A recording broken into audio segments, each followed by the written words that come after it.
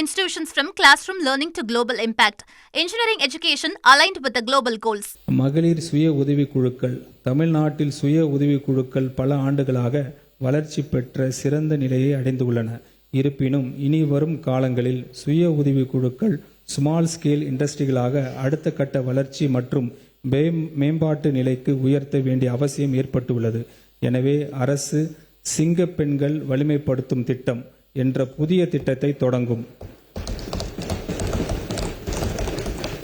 இத்திட்டத்தின் கீழ் நிலையான தொழில் முனைவோரின் செயல்திறனை வெளிப்படுத்தும் ஒவ்வொரு சுய உதவிக்குழு நிறுவனங்களுக்கும் 5 லட்சம் ரூபாய் முதலீட்டு மானியம் வழங்கப்படும். மேலும் இந்த ஆண்டில் மகளிர் சுய உதவிக்குழுக்களுக்கு 38,000 கோடி ரூபாய் வங்கிக் கடன் தருவதற்கு இலக்கு வைக்கப்பட்டுள்ளது. சுய உதவிக்குழுக்களுக்கு தற்போது கடன் மற்றும் மானியம் வழங்கும் முறை முற்றிலும் கம்ப்யூட்டரைஸ்டு முறையாக மாற்றி அமைக்கப்படும். இணைய தணிக்கை வசதியுடன் கூடிய இந்த முறையின் மூலம் சுய உதவி குழுக்களுக்கு கொடுக்கப்படும் நிதி எந்தவித காலதாமதமின்றி அவர்களுக்கு சென்று சேர்கிறது என்பது உறுதி செய்யப்படும்.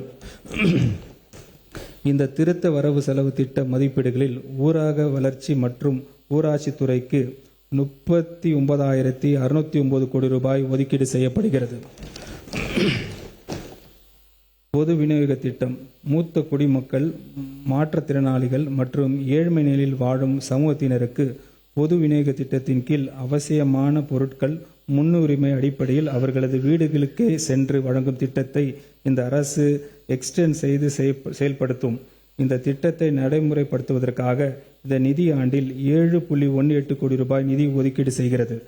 பொது விநியோக திட்டத்தின் மூலம் வழங்கப்படும் அவசியமான பொருட்கள் உரிய அளவிலும் தரமான முறையிலும் பயனாளிகளுக்கு சென்றடைவதை உறுதி செய்யும் நோக்கில் இந்த ஆண்டில் பொது விநியோக திட்டத்தின் மூலம் பேக்கேஜ்டு கோதுமை மாவு வழங்கும் முன்னோடி திட்டத்தை இந்த அரசு செயல்படுத்தும்.